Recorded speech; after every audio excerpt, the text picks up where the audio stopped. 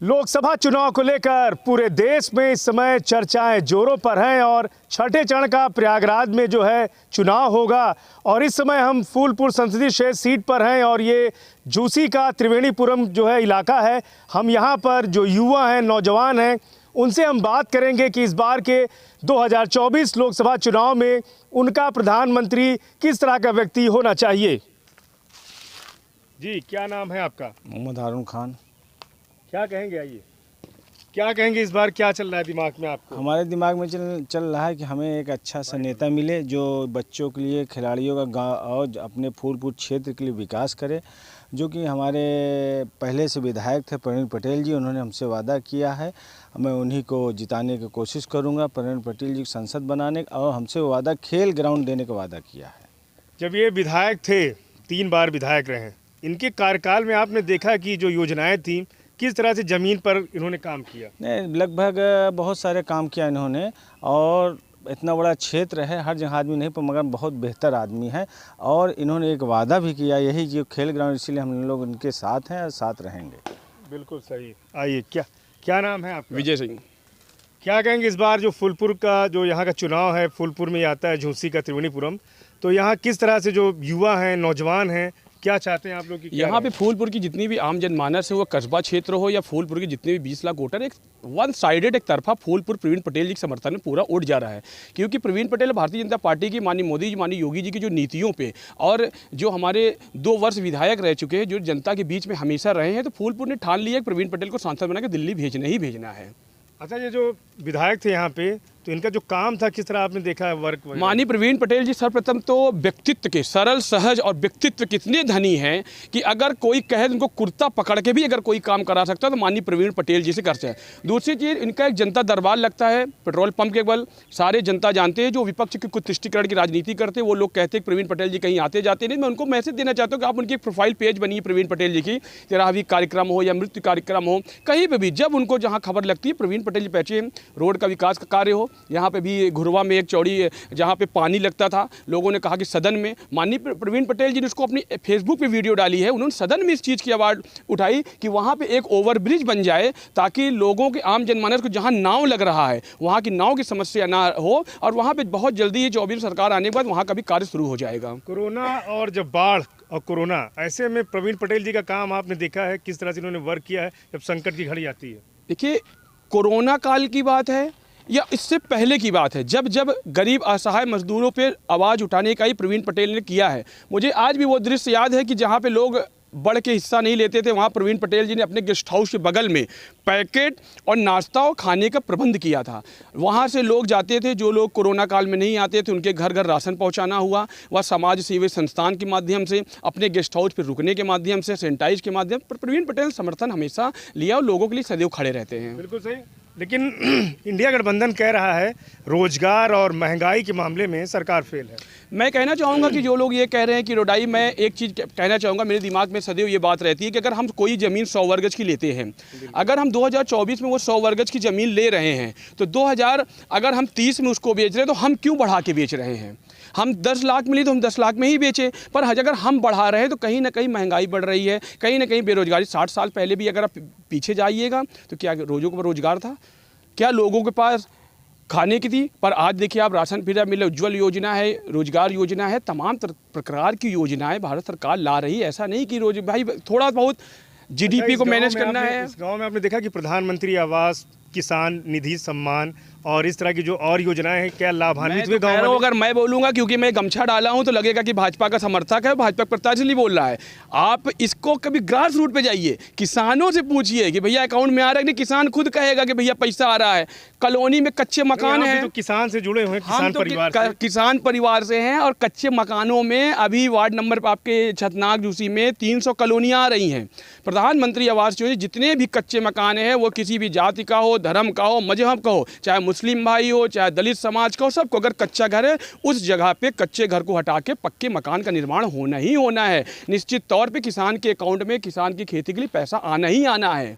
मतलब माने सरकार काम कर रही है, सरकार निश्चित तौर पे काम कर रही है, देश हित के लिए काम कर रही है, राष्ट्र हित के लिए काम कर रही है। आप देखिएगा कितना स्वर्ण, कितने लोगों का एक सीमा था, राम मंदिर हम लोगों के बीच में, राम स्वरूप, लोग कहते हैं द्वापर युग त्रेता युग सतयुग के बाद कलयुग में राम मंदिर हम लोगों के लिए भाग्यशाली है कि हम लोग राम जी की प्रतिमा देख रहे हैं। हम लोगों के लिए बहुत गर्व की बात है ये। बिल्कुल सही।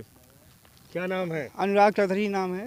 अनुराग जी, क्या कहेंगे, क्या मान रहे हैं कि महंगाई और इसके मामले में, रोजगार के मामले में सरकार को क्या मानते इस समय हैं? रोजगार गांव में जो है महिलाओं को बीजेपी जो है सरकार जो है सखी सहेली और उसमें लखपति दीदी जो है, लखपति दीदी, हाँ, उसमें समूह बना के 10-10 रुपया करके इसमें रोजगार दी गई है जो है। अभी जो है शौचालय का व्यवस्था किया गया गांव में, कॉलोनी आवास जो है सबको दिया गया है, जो मजदूर जो है। प्रधानमंत्री आवास वगैरह लाभान्वित हुए लोग? हाँ, सभी लोग हुए हैं, मोहल्ले में हुए हैं। अच्छा, हाँ, तो कितना मान रहे हैं कि सरकार ने काम किया जमीन पे? बहुत किया, आपकी बात 400 पार की। मोदी सरकार की जो गारंटी है, मोदी की गारंटी, क्या मानते हैं कि चलेगी मोदी की गारंटी? चलेगी इस बार जो है 400 पार होंगे? 400 की पार। बिल्कुल सही। मेरा नाम वैभव दुबे है। क्या कहेंगे वैभव जी, कितना सरकार काम कर रही, कितना? अभी आप महंगाई का देख रहे हैं, आप केंद्र शासित अगर आप जाएंगे कोई नॉन बीजेपी स्टेट में, अभी पेट्रोल का दाम देख लीजिएगा, 105 रुपये लीटर चलता है। अपने यूपी में 95 रुपये लीटर है। अभी यही आप देख रहे हैं कि बीजेपी के जो प्रदेश हैं उसमें कितना महंगाई है, कितना नहीं है। अभी आप कहीं दूसरे सिटी स्टेट जाएंगे, मान लीजिए कर्नाटका, वहाँ 105 रुपये लीटर पेट्रोल चल रहा है। यहाँ पे तो 95 रुपये में हम लोग कर रहे हैं। बिल्कुल। योजनाओं की बात करें तो युवा विकास कौशल और प्रधानमंत्री आवास, इस तरह की योजनाएं सरकार ने दी हैं, कितना लोग लाभान्वित हुए हैं, कितना लग रहा है तो आपको? यहाँ पे ही आप देख लेंगे कि बहुत सारे लोग को लाभान्वित हुए हैं, बहुत लोग को मिला हुआ है, अपने पार्षद जी के उससे भी मिला हुआ है, बाकी अपने बीजेपी से भी काफ़ी अच्छा समर्थन मिलता रहता है। खेल के मामले में क्या कहेंगे? नौजवान हैं आप, तो क्या खेल के लिए थोड़ा सा और प्रोग्रेस करने का है। गंगा पार में थोड़ा एक स्टेडियम का अगर गठबंधन हो जाता, मतलब हो जाता पास वास, तो सही रहता। अपने जो खेल लोग हैं उनके लिए आगे बढ़ने का काफ़ी अच्छा स्वरूप मिल सकता है। बीजेपी के जो प्रत्याशी हैं फूलपुर के, प्रवीण पटेल, इनका नाम आप सुने होंगे, तो क्या मान रहे हैं कि इस बार उनको क्या कहेंगे? उनका तो है, वो उनको अगर आप कोई भी कार्यक्रम में बुला लीजिए, अपने घर ही पे बुला लीजिए, तो तुरंत 2 सेकंड के अंदर ही वापस मतलब आज आ सकते हैं। बाकी दूसरे आप कहीं से भी मिल लीजिए, कोई मतलब एक अच्छे विधायक के तौर पे है, इसीलिए आप सांसद बनाने के लिए हमारी पूरी मनोकामना है और जीतना मतलब उचित है। मतलब बिल्कुल सही जो है। क्या नाम है? अजय यादव। अजय यादव जी, क्या कहेंगे? 400 पार का नारा दिया जा रहा है और फूलपुर में जो प्रवीण पटेल जी हैं, प्रत्याशी हैं, कितना सही मान रहे हैं 400 का नारा? और प्रवीण पटेल जी के लिए क्या कहेंगे? जी, ग्राउंड लेवल पे बहुत अच्छा वर्क हुआ है इनकी सरकार में लास्ट 10 सालों में। पिछले 50 सालों में देखा जाए तो भारत को एक सिर्फ डेवलपिंग इंडिया ही कहा जाता था, लेकिन अब इनके मामले में ये है कि भारत जो है डेवलपमेंट के और काफ़ी ज़्यादा हो गया। जैसे गाँव सड़कों के पे देखिए, इंफ्रास्ट्रक्चर देखिए, स्पोर्ट्स हो गया, डिजिटल इंडिया हो गया, स्किल इंडिया हो गया, काफ़ी ज़्यादा प्रोग्रेस पे है इंडिया। अच्छा, आप खिलाड़ी हैं, मतलब कोच हैं क्या आप? नहीं खेल रहे हैं ना, तो खिलाड़ी हैं, तो क्या चाहते हैं? युवा विकास कौशल की सरकार बात करती है, युवाओं को बढ़ावा देने का काम करती है, क्या चाहते हैं कि सरकार तरफ से और कुछ हो खेल में? थोड़ा स्पोर्ट्स जो है इंफ्रास्ट्रक्चर थोड़ा इम्प्रूव हो सकते हैं, थोड़ा ग्राउंड स्पोर्ट्स कॉम्प्लेक्स वगैरह ग्राउंड लेवल पे ज़्यादा अच्छा वर्क हो सकता है। 70 साल कांग्रेस ने राज किया, क्या आपने देखा कि इन 70 सालों में ये जो 10 साल मोदी ने किया, मोदी सरकार ने, कितना अंतर आपने पाया? 70 सालों में सिर्फ एक वर्ग को लेकर ही विकास होता है। मैक्सिमम टाइम पे जो कहते हैं हिंदू मुस्लिम, लेकिन कांग्रेस में ज़्यादा ही ये हिंदू मुस्लिम हुआ है, ना कि बीजेपी में। बीजेपी में कभी भी ये एक पक्ष को लेकर नहीं बात होती है। तो फूलपुर में क्या मान रहे हैं, कमल खिलेगा या फिर इंडिया गठबंधन की साइकिल या पंजा दौड़ेगा? ज़रूर कमल खिलेगा। कमल जी, बिल्कुल। क्या नाम आपका? प्रमथ मिश्रा। अमत जी, क्या कहेंगे कि क्या आपके दिमाग चला किस तरह की सरकार हो? मोदी जी कह रहे हैं कि इस बार हम 400 पार करेंगे, क्या मान रहे हैं कि कमल खिलेगा फूलपुर जी में? जी बिल्कुल, हम चाहते हैं, हम अपने तौर से युवाओं से, हम सारे युवाओं का यही इस बार सोच है कि इस बार मोदी सरकार आए, जो कि प्रधानमंत्री हम एज ए मोदी को देखते हैं, क्योंकि हमारे माननीय नरेंद्र मोदी जी जिस वर्ग पे काम कर रहे हैं, मैं एक खिलाड़ी हूँ, मैं खिलाड़ी के तौर पे बोलना चाहूँगा। उन्होंने खिलाड़ियों के प्रति जो अपना प्रेम और स्नेह दिखाया हमेशा, इतना हमने किसी प्रधानमंत्री को नहीं देखा। हर समय खिलाड़ियों से जुड़े, इनके समय पे जो मेडल्स आए, चाहे एशियन गेम्स में हो, कॉमनवेल्थ गेम्स में हो, सबसे ज़्यादा ग्रोथ कर रहा है। स्टैंडर्ड ऑफ लिविंग खिलाड़ी को एक अच्छी पहचान मिल रही, नई पहचान मिल रही। और सब सरकारों में खिलाड़ियों को खेल, जब तक वो खेलते थे उसके बाद उनका करियर बिल्कुल नहीं था। तो मोदी जी जो कर रहे हैं खेल के लिए, मैं उसकी काफ़ी तारीफ़ करता हूं और मैं चाहता हूं ऐसे खिलाड़ियों के लिए नई नई योजनाएं लाई जाएं। हमारे यहाँ झूसी से, हमारे विजय सर के अंडर से 2 बच्चे अंतर्राष्ट्रीय स्तर पर प्रतिभाग किए हैं, भारतीय टीम का प्रतिनिधित्व कर रहे हैं। मैं उनसे मोदी जी, हॉकी में, जी हाँ, मैं मोदी जी से यही और मैं अपने माननीय प्रवीण पटेल जी से मैं यही दरख्वास्त करूंगा कि आप यहाँ पे एक खेलो इंडिया सेंटर और एक हॉकी एस्ट्रोटर्फ प्रदान करें झूसी में भी एक, जी, क्योंकि हम अगर हमारे खिलाड़ियों को अभी से अपॉर्चुनिटी और ग्राउंड यहाँ मिलेगा, अभावों की वजह से भी उन्होंने प्रतिभाग किया, सर की लगातार मेहनत को उन्होंने सफल किया और प्रतिभाग किया। अगर उनको वो सुविधाएं मिलेंगी तो और बेहतर, और देश का नाम और अपने माननीय मोदी जी का नाम और ऊंचा करेंगे। अच्छा, विधायक के तौर पे इनका मतलब कितना सरल स्वभाव रहा है कि आसानी से मिल जाते हैं विधायक, क्योंकि वही विधायक, वही नेता अच्छा होता है जो लोगों से अच्छे से मिले, उसके अंदर अहंकार और घमंड ना हो। जी, इस संदर्भ में हम ये कहना चाहेंगे, जो हमारे विधायक जी हैं माननीय प्रवीण पटेल जी, वो जो निस्वार्थ लोग हैं, जो देश के हित में या जनता के हित में बिना स्वार्थ के कर्मठ हैं, वो उनके प्रति हमेशा अधीन रहते हैं, वो उनके लिए हमेशा तत्पर रहते हैं। हमने देखा है हमारे सर के, विजय सर के कहने पे वो हमेशा अपना प्रस्तुति प्रदान करते, जितना हो सकता है हर समय प्रस्तुत रहते हैं, आतुर रहते हैं हमारे खिलाड़ियों के लिए।